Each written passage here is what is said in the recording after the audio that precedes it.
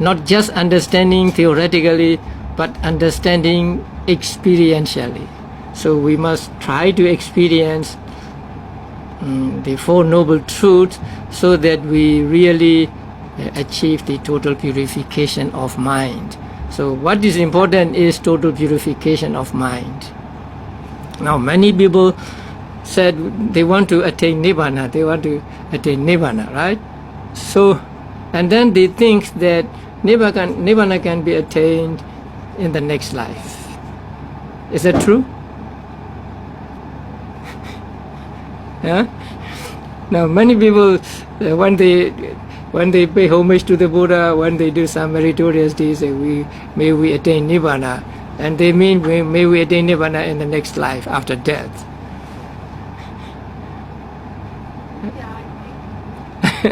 Yeah, when will you attain Nibbana? Next life?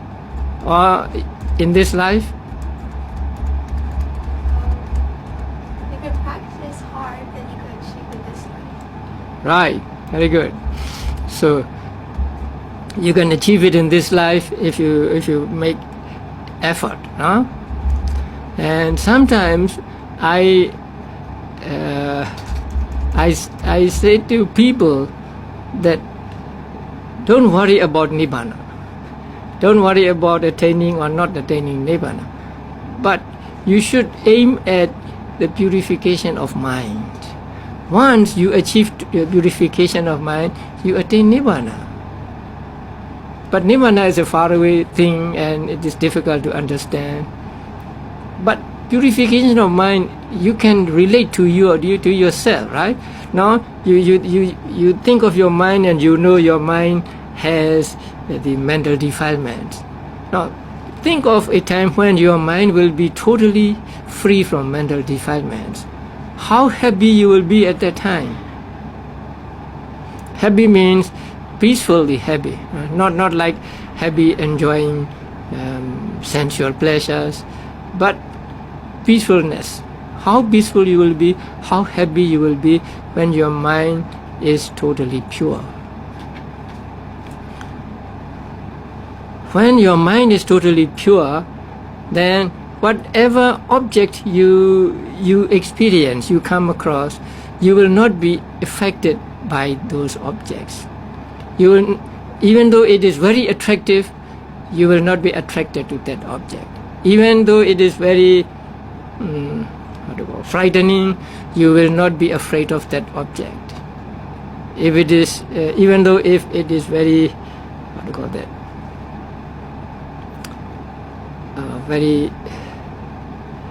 very bad, then you will not be affected negatively by that object. So when your mind is totally pure means become incapable of getting angry, getting attached and so on, you will feel very free at that time. Sometimes you want something very much, and that means you become a slave of that thing, right? You want this thing, or you are attached to thing, to do this thing, and you are under the influence of that thing. Or if you have too much love for a person also, you are under the influence of that person. Once you can make your mind free from those attachments and so on, you become free. And that freedom from attachment and so on is the aim, is the thing we should aim at when we practice meditation or whatever we do. We should aim at achieving that total purification of mind. So once our mind becomes totally pure, we will be the happiest persons in the world. No worry, no anxiety, no depression, always peaceful. So we should aim at the total purification of mind when we practice vipassana. And you remember the Buddha saying at the beginning of the Satipatthana Sutta, this is the only way for the purification of beings, Buddha said, right? For the purification of being means for the purification of minds of beings. Buddha did not put Nibbana at the beginning. right? Only later Buddha said for the attainment of Nibbana.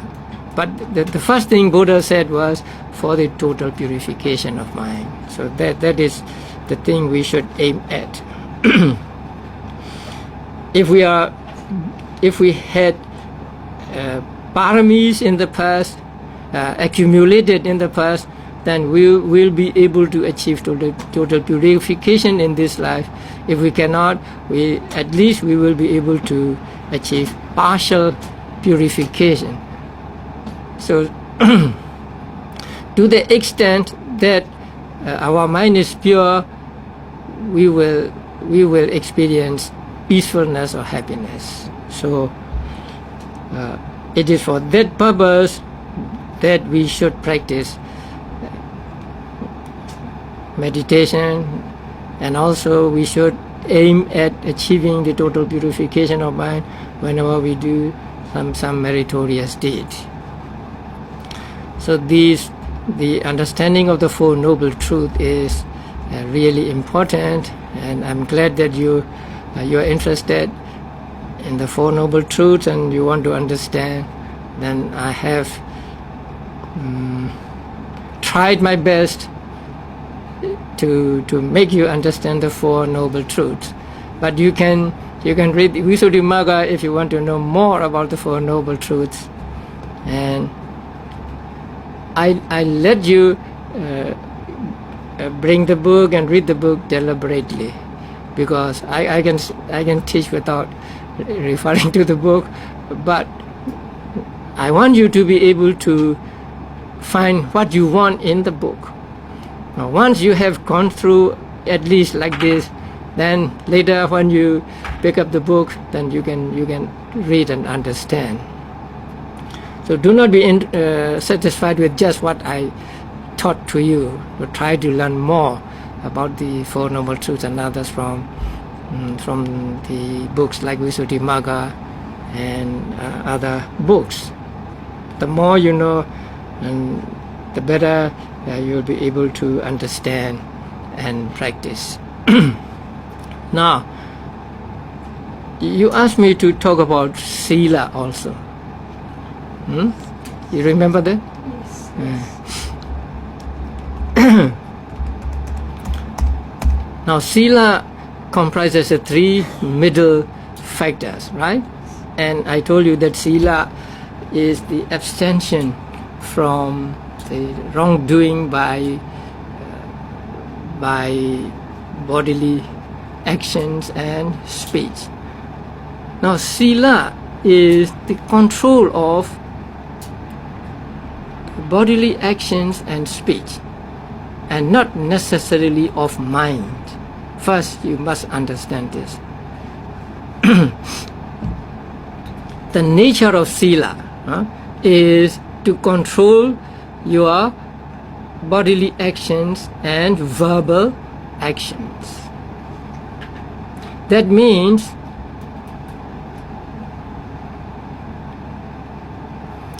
just by having unwholesome thoughts, your Sila is not broken. There are some people who say, even if you kill a living being in your mind, you are breaking the precept. But that is not true. Because Sila concerns with bodily action and verbal action. Only when you kill a being yourself, or you ask another person to kill that living being, do you break that precept. You may have desire, or you may want to kill a living being, but so long as you do not kill it, so long as you do not have another person kill it, you are not breaking the rule, you are not breaking the precept, although your Sila may be not ideally pure, because your mind is now contaminated with hate. But although there is hate in your mind, although you have you want to kill a living being, so long as you do not do it bodily or by asking other people, your Sila is still intact. You are not, you have not broken that precept. So that you must understand. And so, only the abstention from bodily, wrong bodily actions and wrong verbal actions can be sila.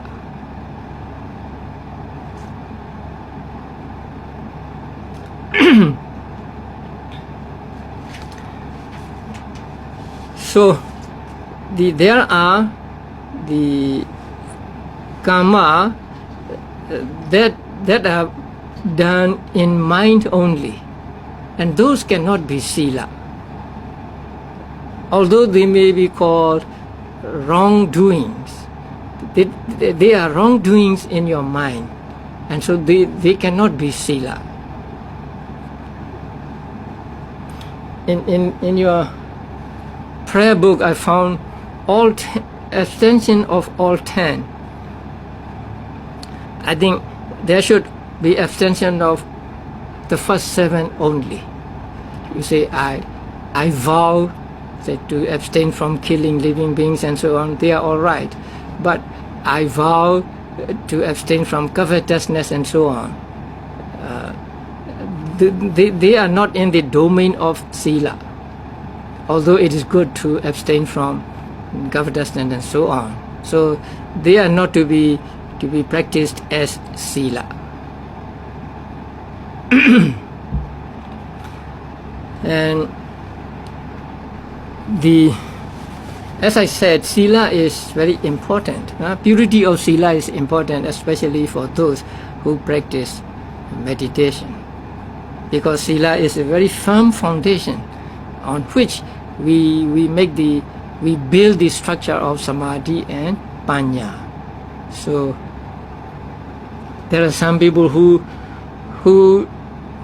do not emphasize on the purity of sila, and they may say it's okay to do this or that and so on. But when you are practicing meditation, your sila should be really pure.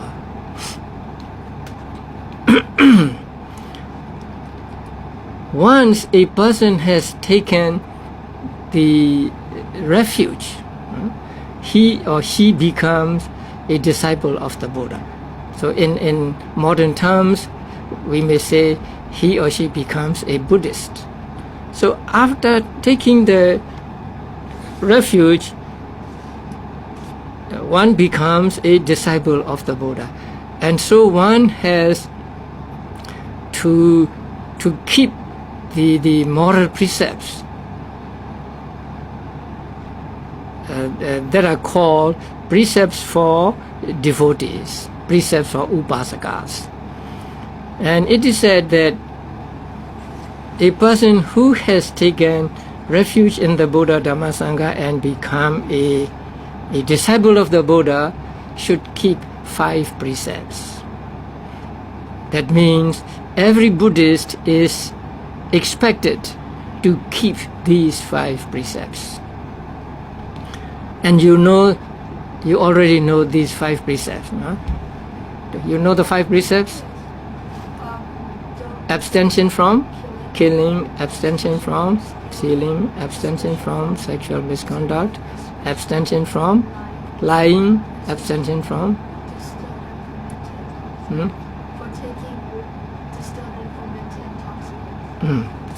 taking intoxicants, drugs, and so on. So these are the five precepts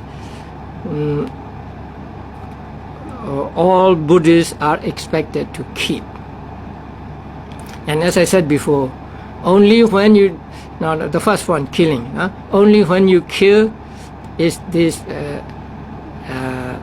precept broken. Only when you tell a lie is this precept broken, and so on.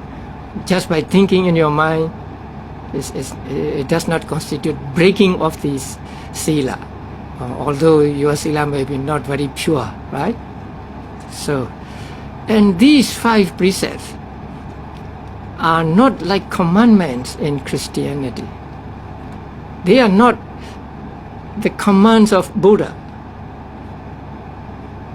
Buddha taught these based on comparing oneself with others. Once, Buddha went to a place, and Brahmins and many people from that place went to the Buddha.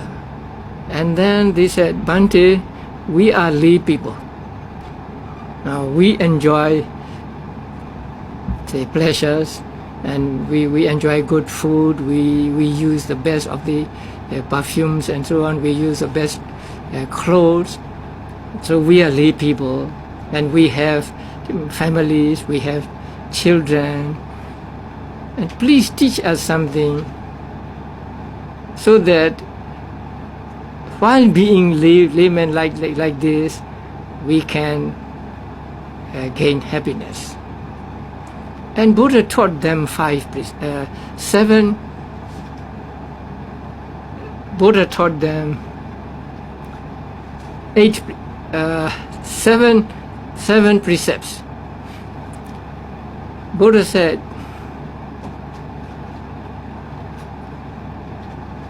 a person who does not want to die, who wants to live. Now, if a person kills another person who wants to live and who does not want to die, that person who is killed will not like it. And if somebody comes to say somebody comes to me and kill me, I don't like it. Since I don't like other people to come and kill me, other people will not like when I go to them and kill them. So considering that, or comparing oneself with others, I should abstain from killing and so on. So Buddha's precepts are based on this, comparing oneself with others, not the commandments put down by the Buddha. So in this way, we abstain from killing. I don't want to be killed, right? You don't want to be killed. So if you don't want to be killed, it is fair that you don't kill others. If you don't want to, if you don't want your properties to be stolen, then you should not take other people's property. So in this way, you compare yourself with others and you abstain from stealing and so on. So these 5 precepts are based on comparing oneself with others, and in that way lay people should keep these 5 precepts.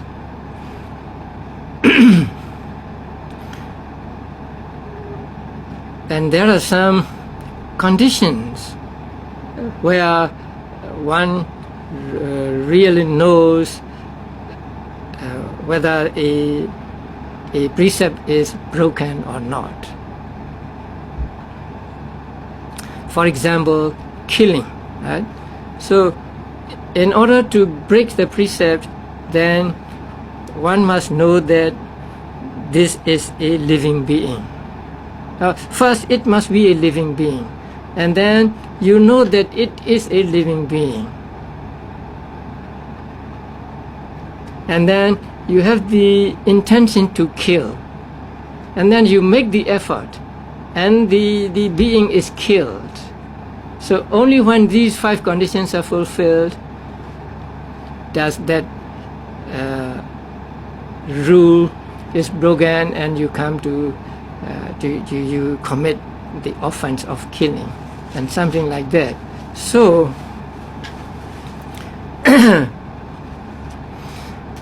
when these 5 are not fulfilled, then the akusala karma is not so great. But when these 5 are fulfilled, then it is called the karma has gone the full course of action. To go to the full course of action means to become a real bad karma.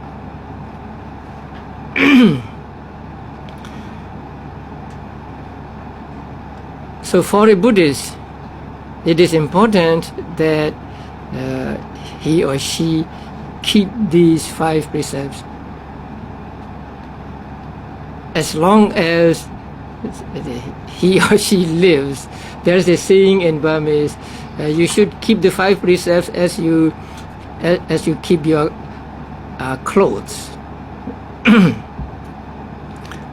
So we all Buddhists must try to keep these precepts, but sometimes one may be broken.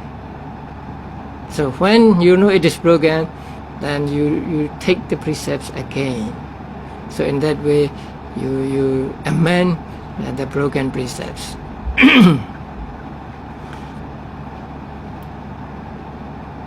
And purity of sila is again, it is very important, and purity of sila can give you joy, give you happiness. When your sila is pure, you don't blame yourself. So that is one joy you get. You don't feel remorse, because you look back your moral conduct and you see it pure, and so you feel joy at it. When you feel joy, you are happy, and when you are happy, your body also becomes comfortable and peaceful, and so you can get samadhi easily. If your sila is not pure, you cannot get samadhi easily. So this samadhi can lead to the penetrating into the nature of things, and so the importance of the purity of sila cannot be overemphasized. So some people may say, oh, you are overemphasizing the purity of sila, but no, because purity of sila is a very foundation of our practice, and so it should be kept pure as we keep our clothes always. Now there are some people, they want to change here and there, and then they would say, I abstain from killing living beings as much as I can, something like that. Did you take precepts like that?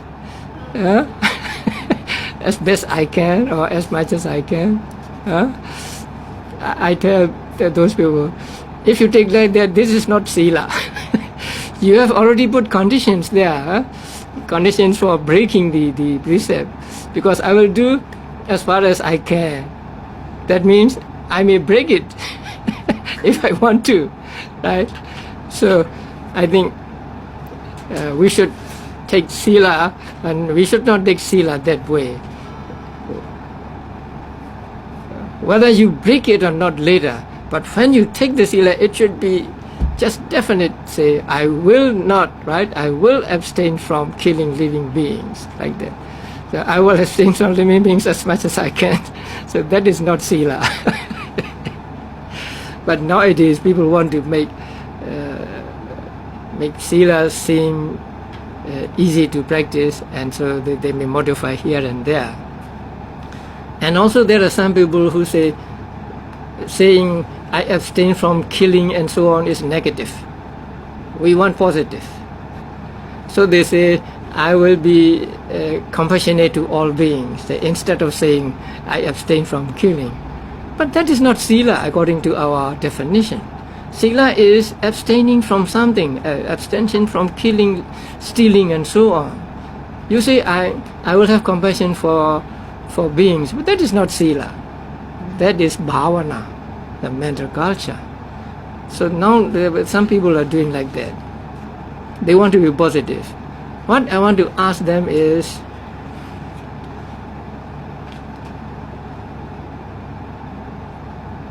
if you say abstention from killing living being is negative, then killing living being is positive?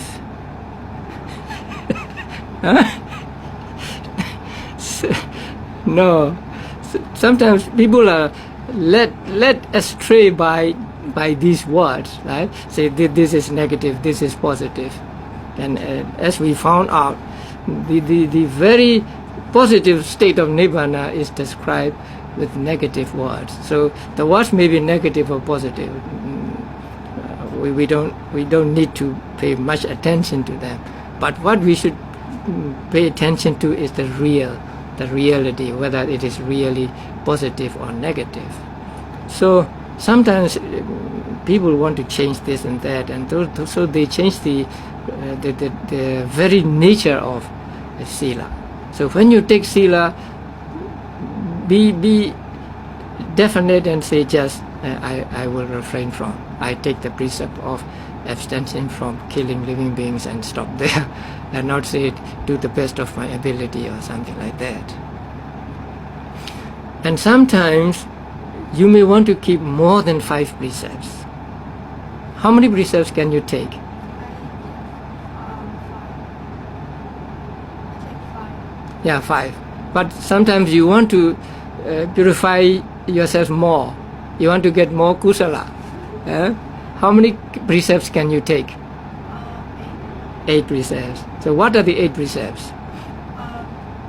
All the 5, and then including you cannot eat after noon, and you cannot put on jewelry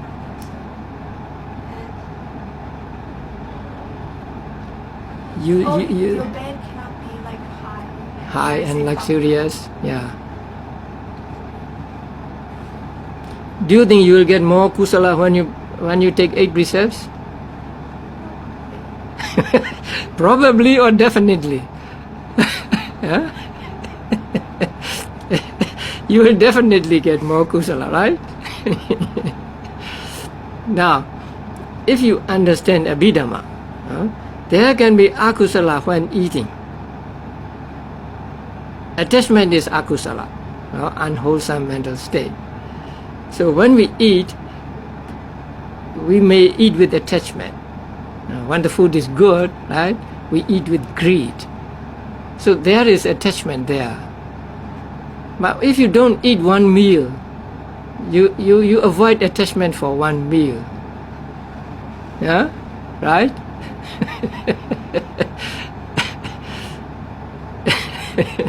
So even when eating, there can be attachment and there can be akusala. Although this akusala may not be very bad, but still it is akusala. So it is better to keep 8 precepts than to keep 5 precepts. But as lay people, you cannot keep 8 precepts always. You have a family, you have to do business and so on, so you cannot take 8 precepts. But from time to time, you can take 8 precepts, like on holidays. So in Buddhist countries, people take 8 precepts on full moon days and new moon days, and on the 8th of the first half and second half of the month. So 4 times a month they keep 8 precepts and so on. And also lay people can keep 10 precepts if they like, but that is much more difficult. 10 precepts is just 8 precepts plus 1 actually, because the 7th is divided into 2, and so add 1 and you get 10 precepts. Then not handling gold, silver and money. I saw that Hmm? I saw that in a book or a monk told me. What? 10 precepts? Yeah, but it is very rare that lay people take 10 precepts. It is almost impossible for them. But when I went to Jamaica, I met one layman, a Burmese. He said he when other people took 5 precepts, he took 10 precepts. So he said he took 10 precepts every day, because he had his sons and daughters who would take care of everything for him, and so he's like a monk. So he could take 10 precepts. Otherwise, it is difficult for lay people to keep 10 precepts. So for lay people, the minimum requirement, moral requirement, is 5 precepts. So long as you are pure with regard to 5 precepts, your sila is pure. And when your sila is pure, you can practice meditation anytime.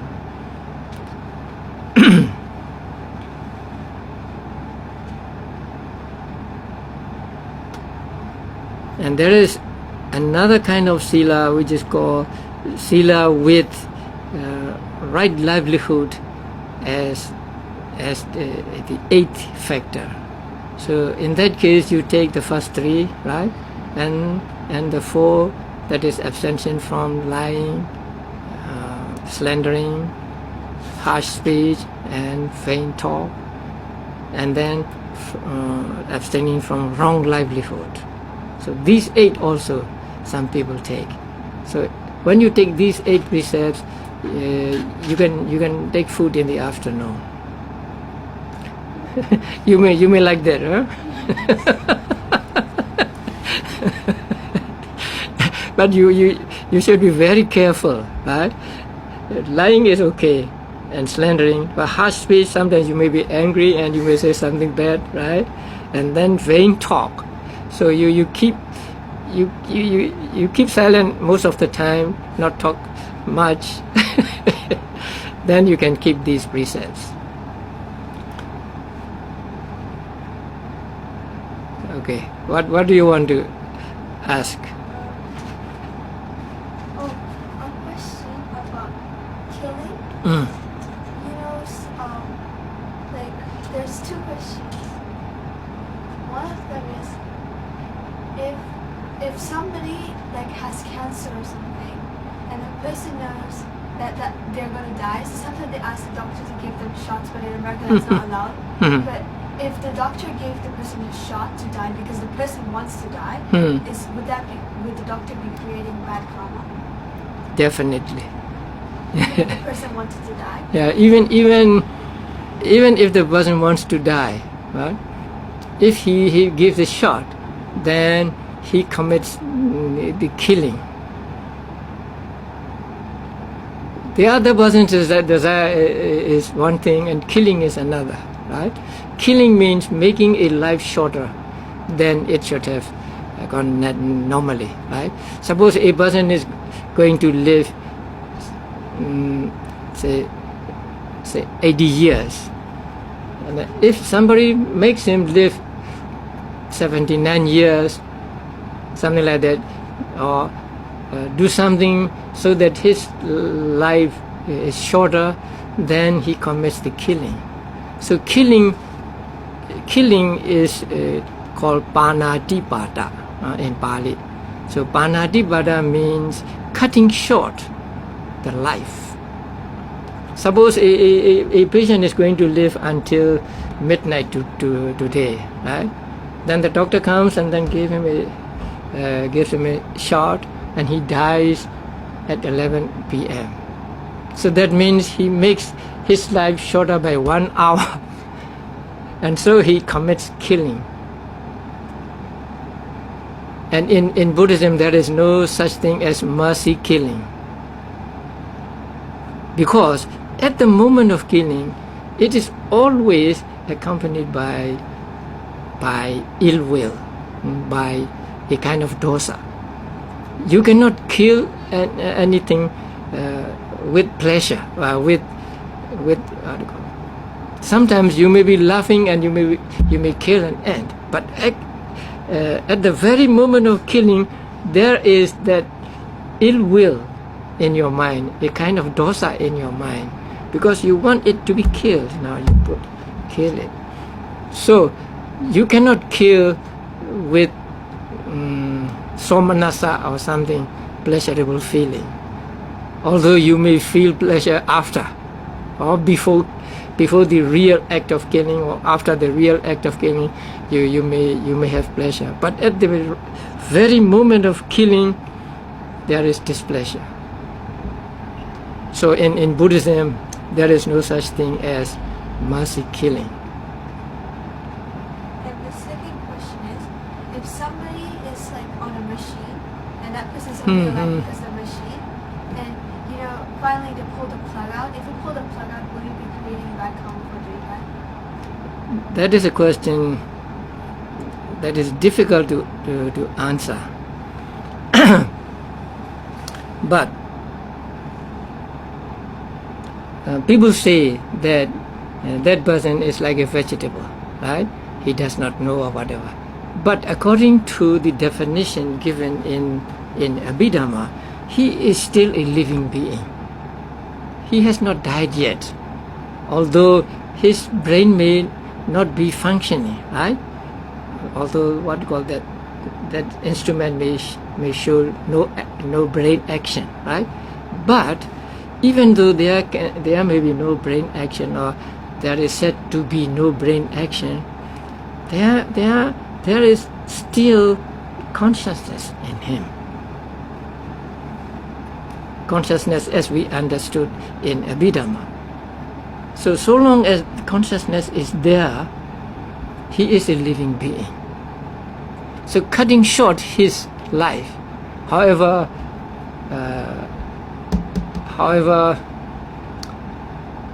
much suffering there is for him, is killing. So that is why it is very, very difficult. People find with difficult situation when their parents are put on the machine and they have to say, please take it off. So many people ask me, and I don't want to give answers to them. How about like they said the person is, if there was no machine, the person would actually already be dead, but then the person's only like put alive because there's a machine to pump his heart, so the blood would circulate around his body, but actually he's dead already. They're just using the machine to keep him up. And if you take the plug out, would you still be creating bad karma? Because without the machine, that person would be dead. Yes, so long as that person is living and you cut short his life, then there is akusala. Right? And actually, a dead person cannot be revived. Dead means clinically dead, right? Clinically dead may not be really dead, because the doctors they don't detect the heartbeat or pulse, and then they say he's dead or something like that. Sometimes people are not really dead, right? So that is why they use clinically dead. That means declared by the doctor to be dead. But sometimes they don't die. So it is very, very difficult to know exactly whether a person is really dead or not. Only after, say, the body becomes cold and then stiff, then you say he is dead. Otherwise, so long as he's on the machine, it's very difficult. Last time there was a person in Japan, and he was declared clinically dead, and they were going to have a funeral for him. He was at home, and they were ready to have a funeral. In the middle of the funeral, he wakes up because he was poisoned by this poisonous Japanese fish, and so it shut down his body. So the doctor did all the checkup, and he had no pulse. So they even made this warrant that he's dead, and they put him in a special bed, and then they called the monks over to do the prayer. And in the middle, he wakes up, and he doesn't know what's happening, and then so he's like alive again. So he was not dead really. No. Huh? So luckily they didn't burn him there. Yeah.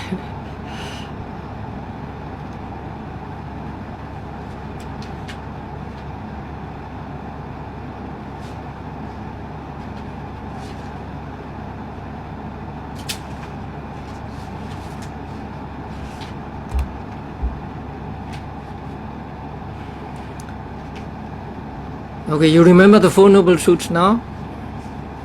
Can you tell another person about the Four Noble Truths?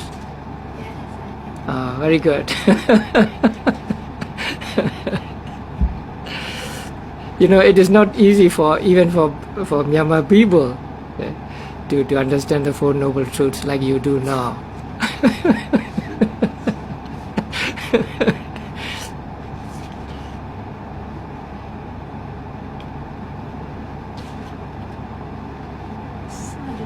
Satipatthana is in the Four Noble Truths, right? Satipatthana. Yes. Satipatthana is the eighth noble truth, right mindfulness. Yes. That is why when right mindfulness is defined in the Mahasatipatthana Sutta, Buddha says the four foundations of mindfulness.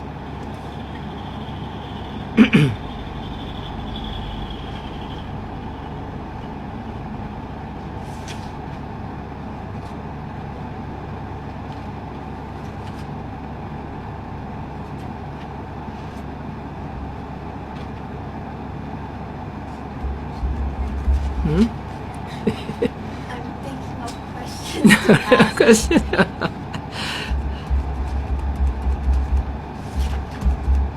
Okay, later, if you want to ask questions, you can send email to me. I don't answer email much. I left the email with U Osada and Ujoda Langara.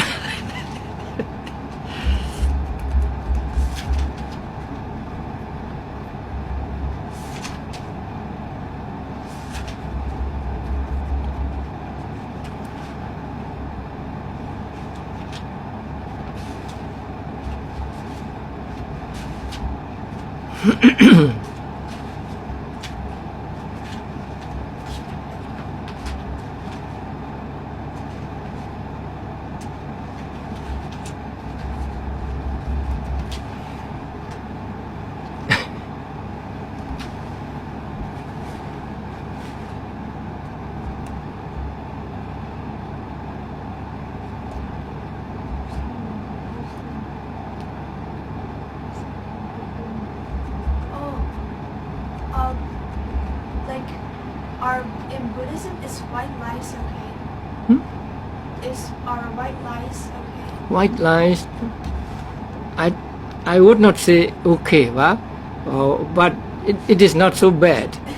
Now, I told you about running the full course, right? White lie does not run the full course of action, so it may not give very bad results. You break the precept only when your lie causes some injury to others.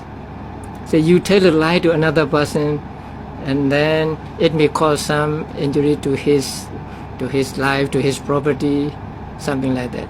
Only when the injury has occurred to him that the telling lie runs the full course of action. So I think white lie is almost okay. I'm not encouraging you to do this, but sometimes you have a good intention when you say a good white lie. Say you do not want to make other person feel angry or feel sorry, or you want to save anger for another person, and so I think it's okay. Is dissecting an animal, does dissecting an animal create bad karma? I think yes. But in science class they make you dissect animals. Yeah, because you are causing injury to that, causing suffering to that animal. Animal's already dead, and then bring in a dead animal. Oh, dead animal? To dissect. Oh, if it is dead, it's okay. Oh. I thought you are bisecting Dissect. a live animal.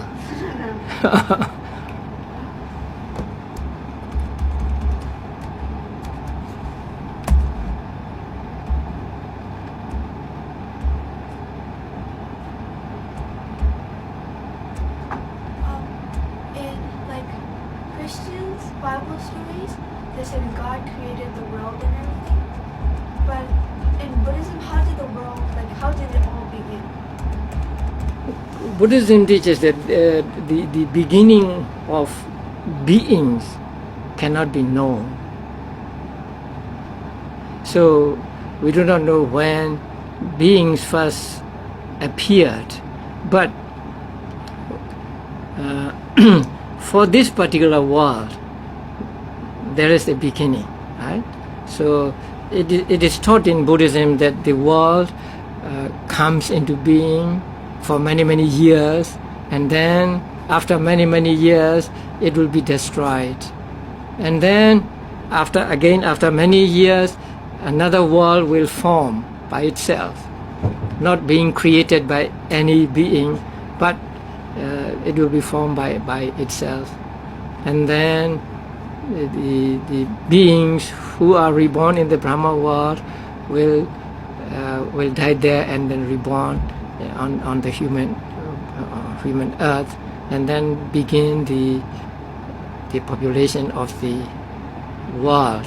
So in that case, there is the beginning of the world, but the very beginning that is not accepted in Buddhism, because if you accept the law of cause and effect, there can be no beginning at all. Somebody must have a cause. Something must have a cause, right? So if you find this one, then there must be a cause for this one, and there must be a cause of this and this and this, and so you go on to infinity. You will not come to a point where you can say this is the very first, because you have accepted that everything must depend on a cause, and so there is a cause. So long as you accept the law of cause and effect, you cannot find a beginning. Logically, we may say, oh, there must be a beginning, but in actuality, we cannot find a beginning. I asked my religion teacher, and she was Christian, and asked her that she said the beginning of the world, that God made it. And I asked her, where did God come from? And she says, God was always there. There are many questions they cannot answer regarding the creation. There are many questions, many problems with that. Did Buddhist people already know that the world was round, like for a long time? No. Maybe Buddhist people also believed that the world was a flat. But it is not taught in the books that whether it is flat or round. But it is taught that it is like a circle, right? It's a wheel, and there are mountains all around, and the sea, and the continents, like that.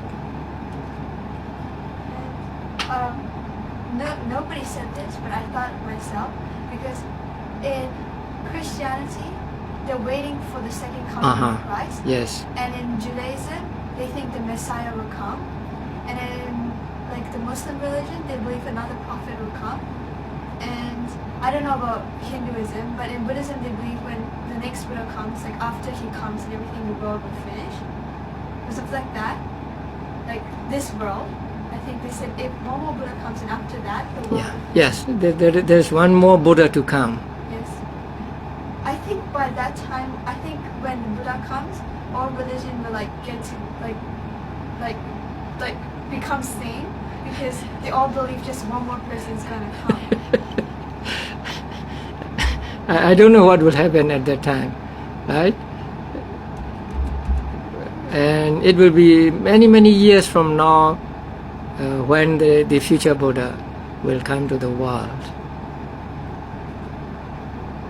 And it is said that people will live very long at that time, and people will be good at that time. But still, there may be some who don't believe in Buddhism.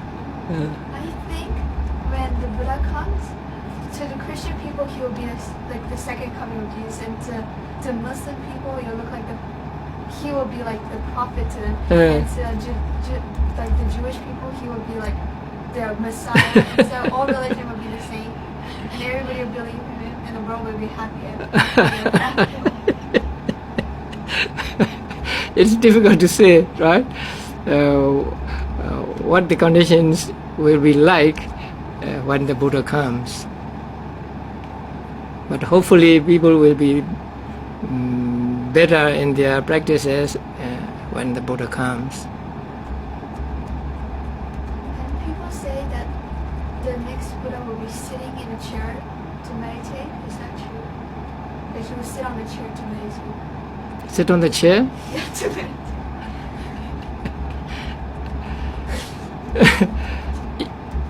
I don't think so. Huh?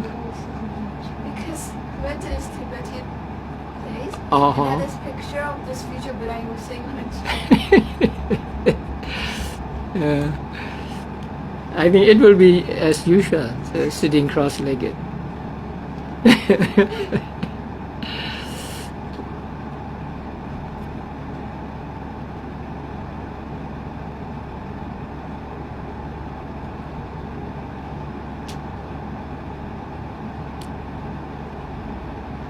I have one more question from yesterday about hell and stuff. When you get to hell, do you know what you did? Like, do you remember the life you came from? Some do, because there is a story of four sons of four rich men who acted badly, and then they fell to hell, and once in a while they come up to the surface and then they shouted, and they knew what they did in the past. And do animals go to hell as well? Yes. And when animals go to hell, do they stay in their animal form, or do they become in a human form, or do people in hell have no form? Like humans. Yeah, the hell beings are like human beings, but they may also appear in animal form.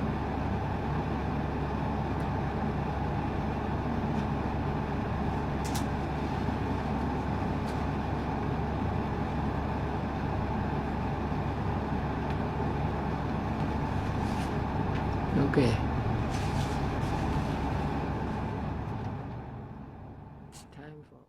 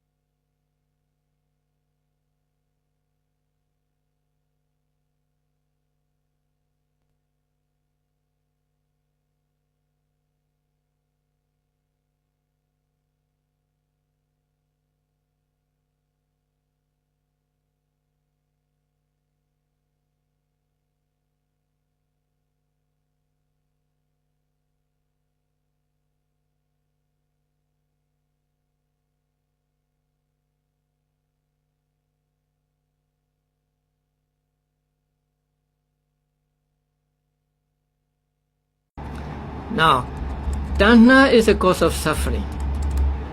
How do we know? Tanha, right? This craving or attachment is the cause of suffering. How do we know? Because Tanha has the ability to produce liver.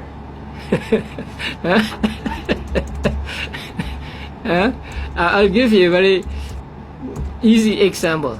It cannot be applied to every situation, but I think it is very convincing.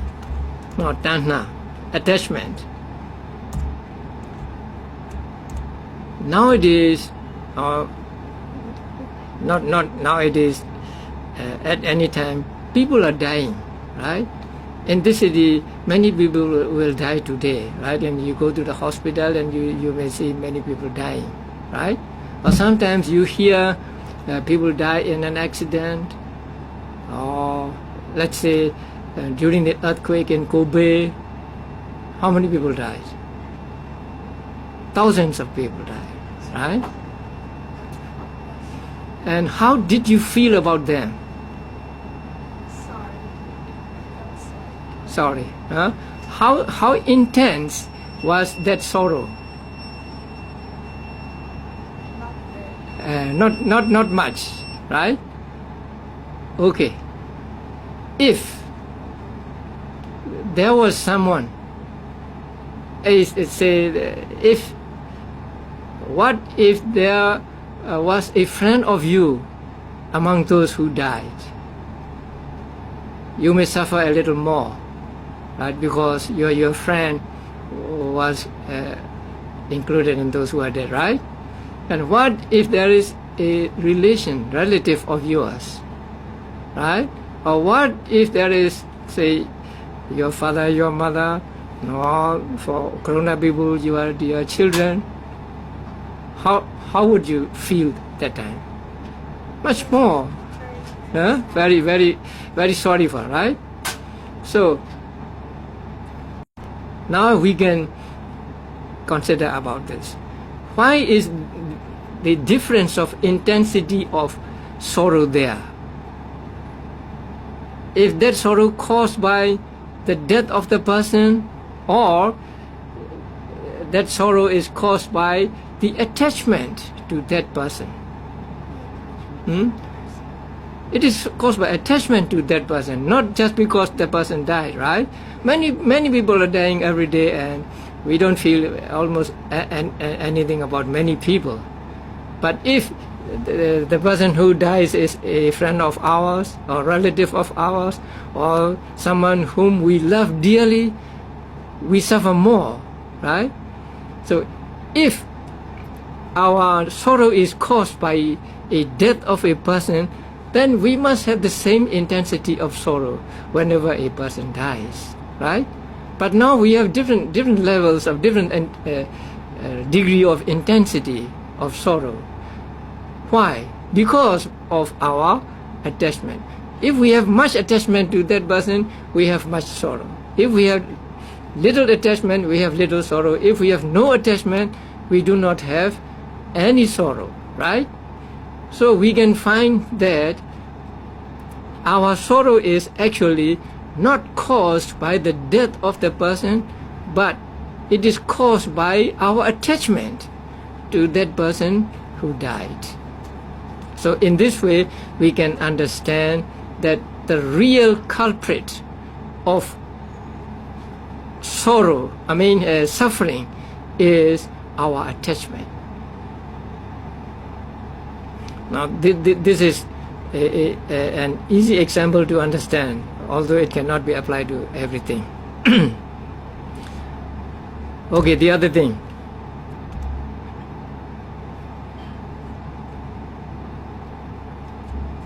Suppose there is a boy and a girl.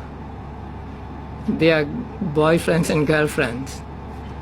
And the boy gives a present to the girl. Let us say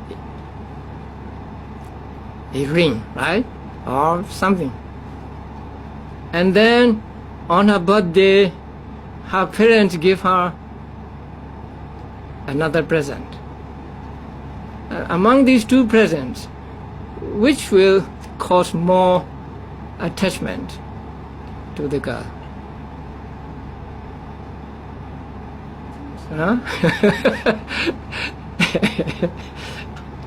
A present given by the one you love dearly, and a present given by a friend, an ordinary friend, even though the present may be this of the same kind, which present means more to you? The one given by the person whom you dearly love, right? So your attachment there, and suppose that present is lost, and you have sorrow, the loss of which will cause you more sorrow. The loss of one that is given by a dearly loved person, or the loss of one that is given by an ordinary person. The one that you are dealing with. Yeah, right. So here also, the cause of your sorrow, the intensity of the cause of your sorrow is not the loss of the thing, but the attachment you have for that thing.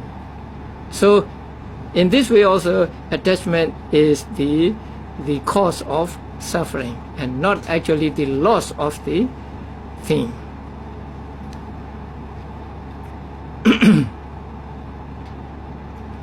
And now about this life and past life. Now Buddha said that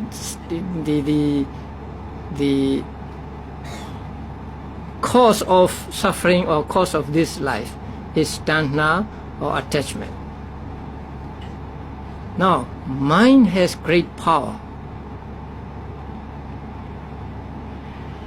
You cannot see the mind. Huh?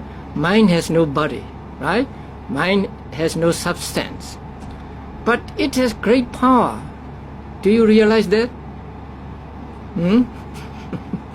Huh? Mind has great power. Suppose this hand, right? This hand is matter. So it is heavy, heavier than mind, right?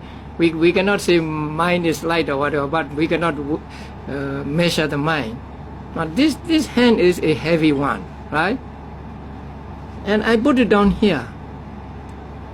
If I don't want to move, it will not move.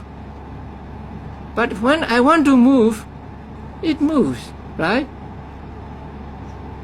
So the movement is caused by my mind or my desire. If I don't have any desire to move, it will stay put, right? It will not move.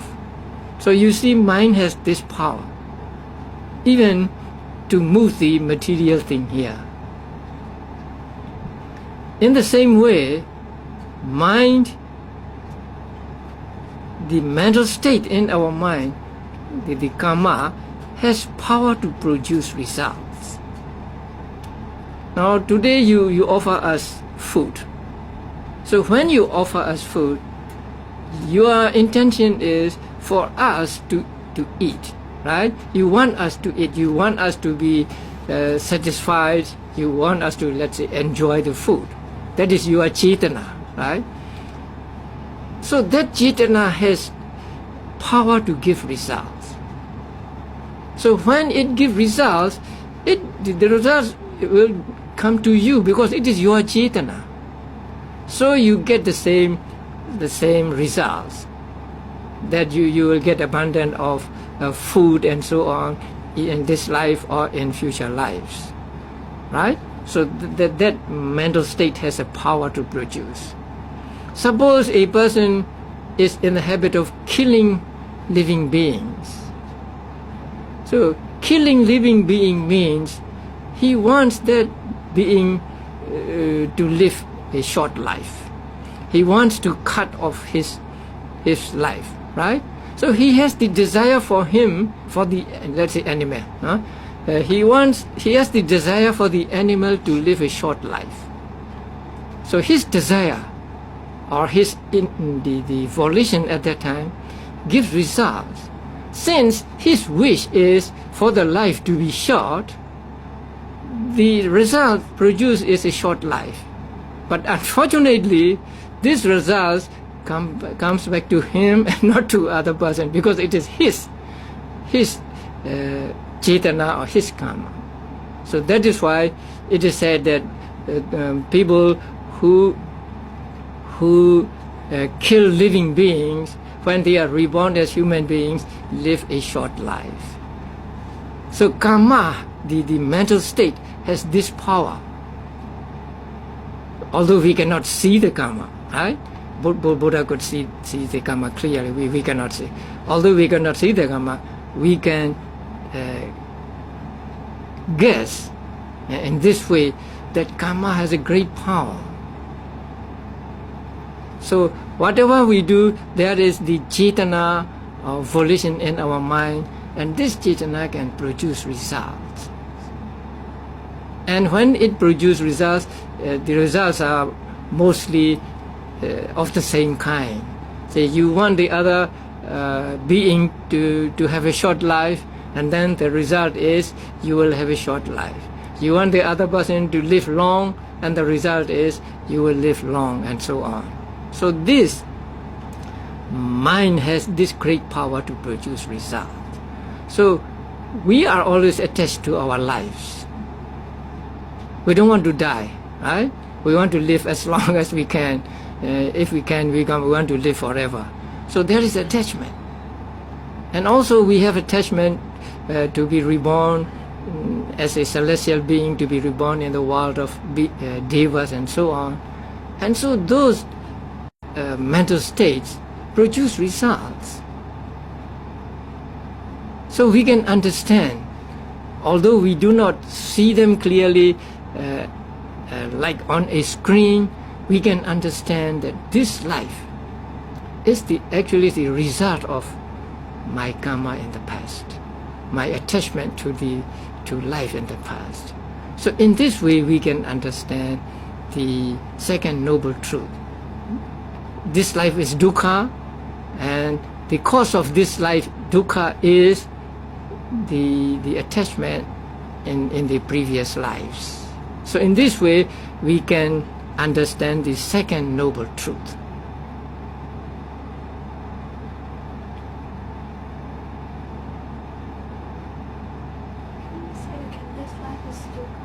Yeah, this life is dukkha, right? And the cause of this life is attachment in previous attachment we experienced in previous lives, not attachment for previous lives, right?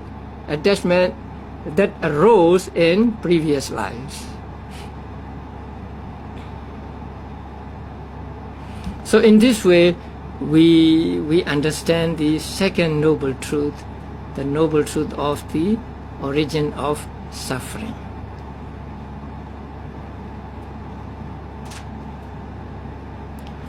During the practice of vipassana, sometimes there may be moments of understanding in this way, especially during the stage of seeing the causes. Paccaya, it is called paccaya parigraha, comprehension of the causes.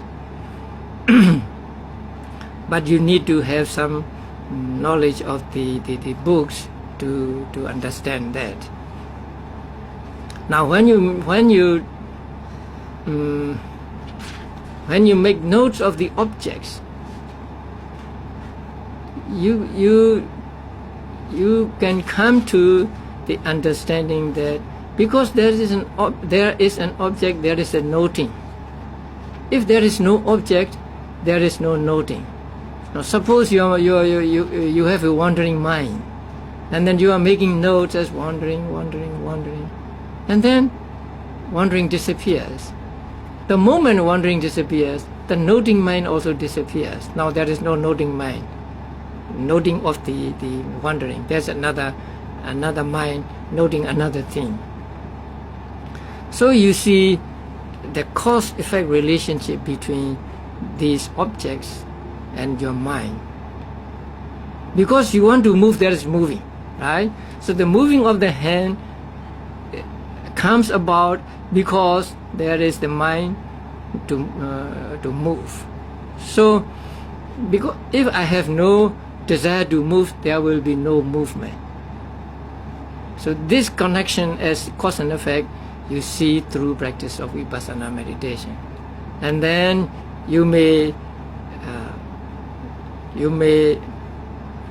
contemplate as just as everything has a cause. There is nothing that arises without a cause. So just as everything has a cause, my life, this life must have a cause. And that could be none other than the attachment that I had in the previous lives. So in this way you can see or you can understand the second noble truth while practicing vipassana meditation. Not as clearly as Buddha saw it, but still we can understand this. So this is the second noble truth. And the second noble truth is the noble truth of the origin of suffering. So in order to get rid of suffering, we must get rid of this attachment. We must get rid of the cause. So long as we are unable to cut the cause, there will always be the effects or results. So if we don't want the results, we must cut the cause. So cutting the cause is more important than cutting the results. You may pick the mangoes, every mango on the tree, but so long as the tree is not destroyed, so long as the roots are not destroyed, it will be producing mangoes again and again. So if you don't want the mangoes, then you have to treat the tree, you have to treat the roots with some chemical so that it loses its ability to produce fruits. So in the same way, if we do not want the fruits, as dukkha here, then we have to act upon the cause of this dukkha, which is attachment. So we have to get rid of attachment in order to get rid of dukkha, which is the effect of the attachment.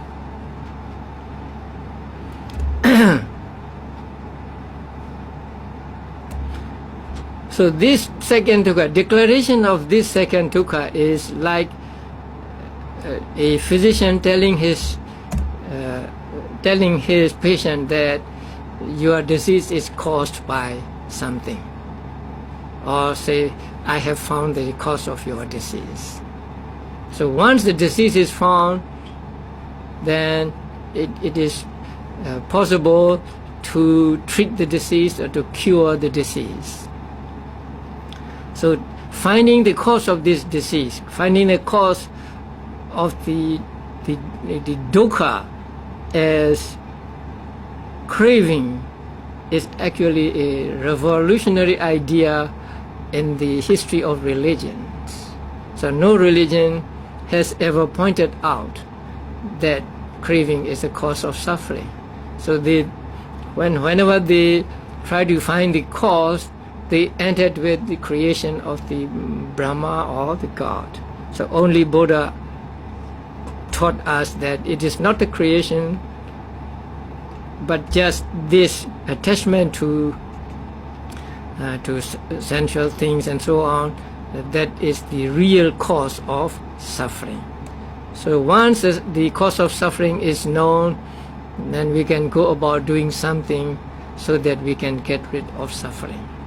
So getting rid of suffering really means getting rid of cause of suffering, right? Not getting rid of suffering itself, actually getting rid of suffering. So once the cause is removed, then the effect is also removed.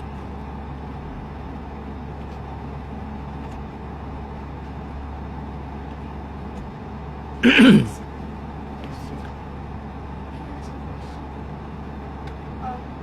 said that like even if you were reborn in hell, you're attached to your life, right? Yes. But if you're in hell suffering, wouldn't you want to die quick so you can go to your next life?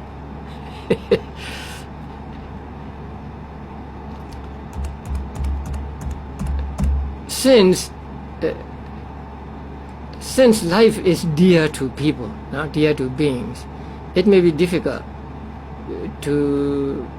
because even if he dies from hell, actually he doesn't know where he is going to be reborn. He may be reborn in hell again, or even a worse hell. So there is always this uncertainty where a person will be reborn. It may be something logical to think that since this life is a mess of suffering, he wants to end this life to get rid of suffering, right? But what about the next thing, next life? Will it be a heavenly life or what? Mostly those who commit suicide may not be reborn in the blissful states, because they have what do you call, anguish or sorrow at the moment of death. So it is not sure that even though they can get out of this life, the next life may be even worse. Also, you said this life is dukkha and the cause of this life is attachment arose to the past life. Attachment arose towards what? What were you attached in your past life to? I don't know. I don't get this. No, attachment to life in general, right? Not attachment to the past life, right? If we have to say, we will say attachment for future lives, or just attachment to life.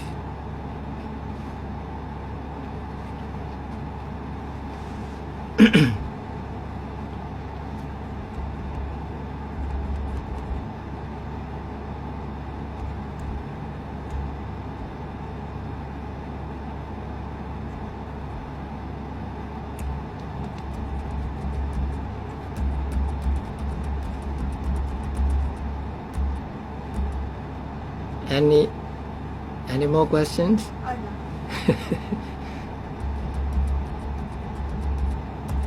You have to remember what you learned today, right? And you can talk with your mother.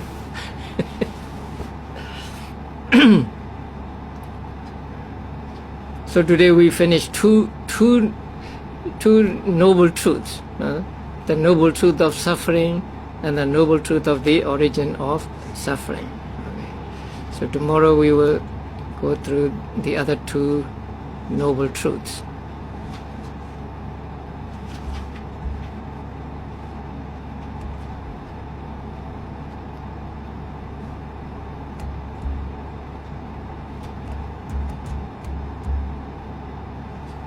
You said that the Buddha became enlightened when he realized the Four Noble Truths, but he understood it like he really understood.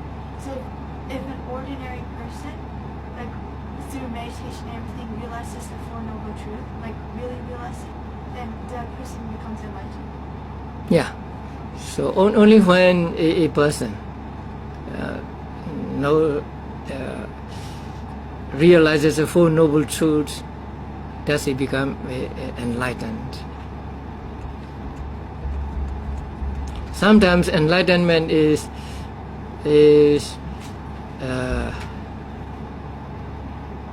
described as seeing the Four Noble Truths.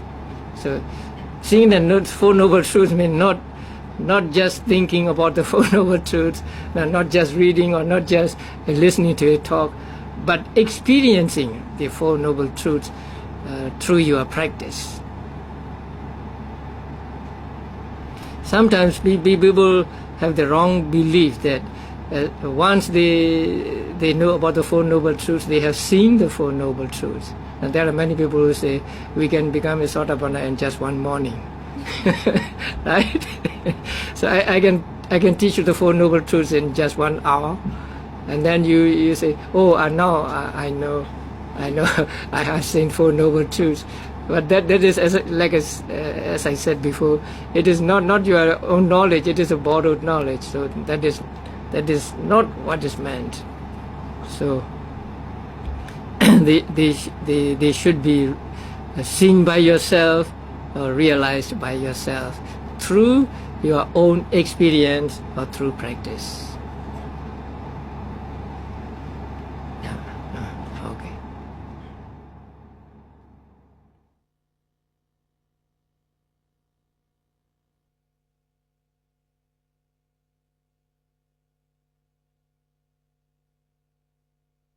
To the Blessed One, the Worthy One, the fully enlightened One, with gratitude and devotion, we pay homage to the compassionate and omniscient One, compassionate, and omniscient one, who suffered for a long time, immeasurable, even by millions of world cycles, doing the practices that are extremely difficult to do,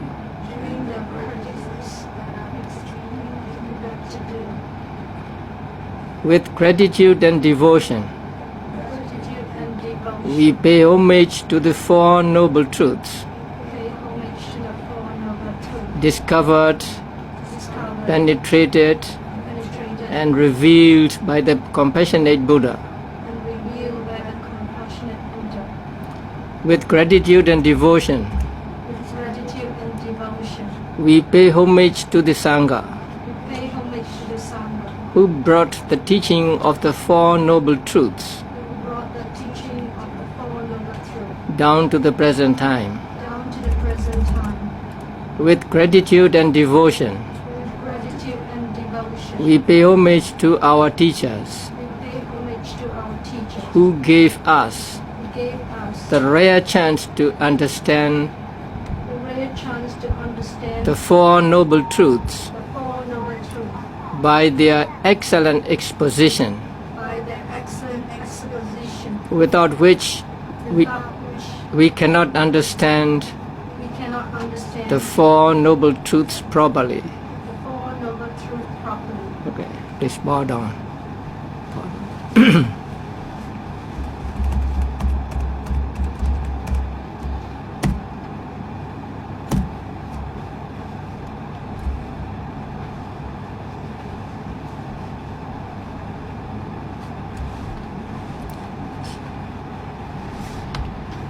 So yesterday you studied the first and second Noble Truths.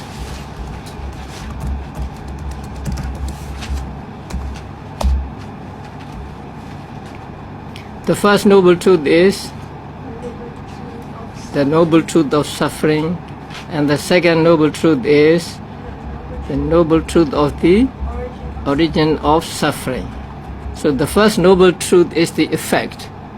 The second Noble Truth is the cause.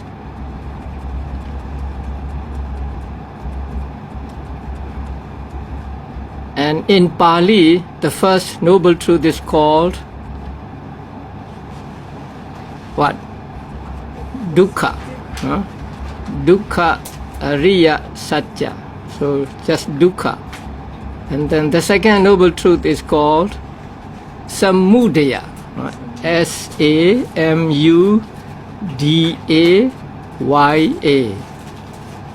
Samudaya means cause.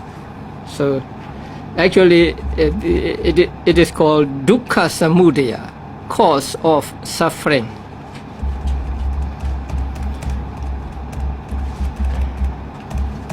And what is suffering? Suffering is everything. Everything in the world is suffering, right? In short, what are said to be suffering? The last sentence, in short, the five aggregates of clinging are suffering, right? So in detail, birth is suffering, aging is suffering, death is suffering, and so on. And then the second Noble Truth. What is the second Noble Truth? It is the cause of dukkha. And what is the cause of dukkha? Craving. Craving, right. So in Pali it is called tanha. Okay. So tanha is the cause of suffering. But is tanha the only cause of suffering? No, there are other causes as well. But here tanha is prominent. So it is said to be the cause of suffering here. So what companions must it have? Ignorance and karma, right? So these three produce rebirth. So what does ignorance do? Blindfolds. Okay. And what does craving do? It turns it turns the person to so that means it makes the person attached to likes attached to the existence or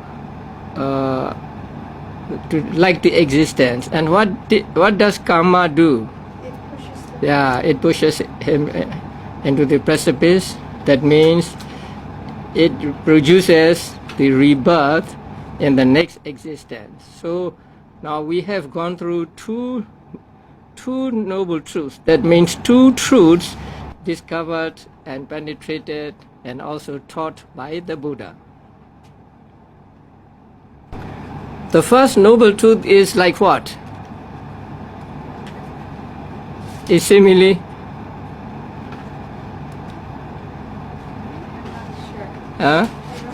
You're not sure? The first noble truth is like a disease, right? And the second noble truth is like the cause of the disease. So let us say Buddha was a doctor, a physician, and the world is the patient. So Buddha examined the patient, the world, and then found out that this world had the disease of dukkha or suffering. And then Buddha said, there is also the cause of this disease, cause of this suffering. Then the patient wants to know whether this disease can be cured, whether there can be disappearance of or cessation of this disease. So in order to give consolation to the patient, the world, Buddha said, there is the cessation of suffering. And that is the third noble truth.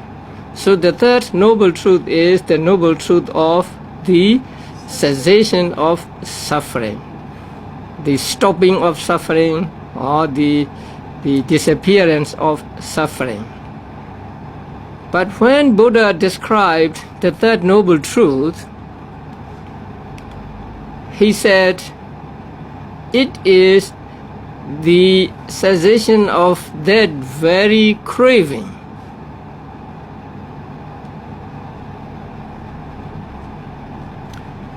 Can you find that passage?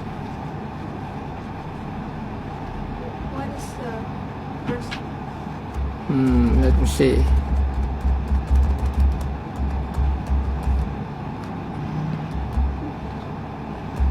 Yesterday's lesson is about the beginning of yesterday's lesson.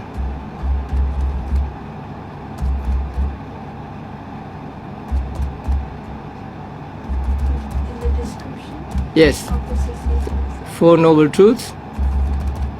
it is the cessation of the origin that is stated by the birth, that which is of that craving and so on. Yes. So here the equation is cessation of craving equals cessation of dukkha, right?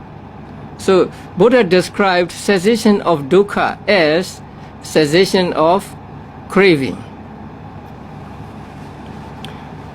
Buddha did not say disappearance of dukkha is cessation of dukkha, but he said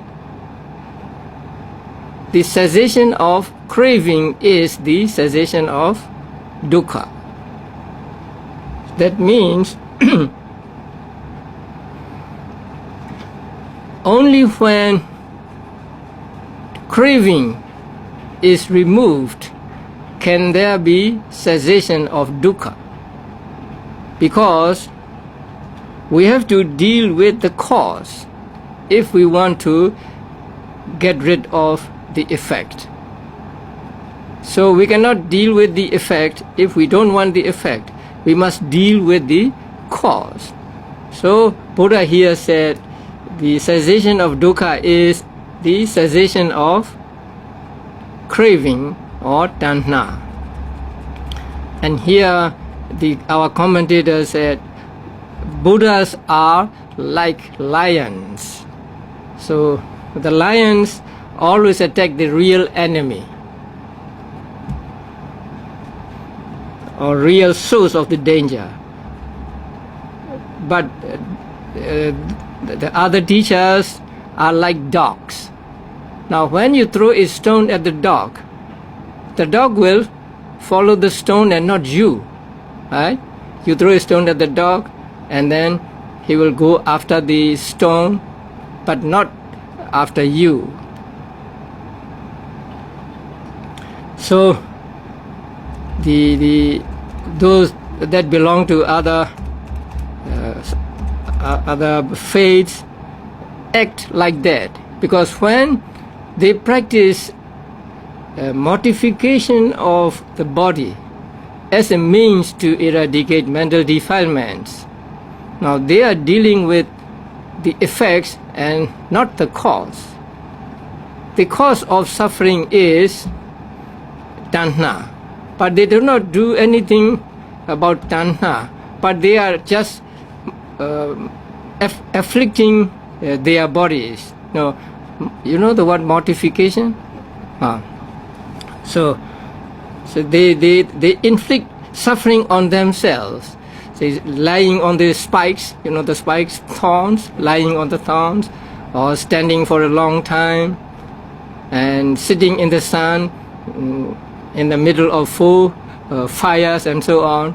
They think that if they do like that, their mental defilements will go dry. But actually that is not true, because they are dealing with the effect and not with the cause. Now Buddha always deal with the cause and not with the effect. So that is why here Buddha said the cessation of suffering is the cessation of that same craving.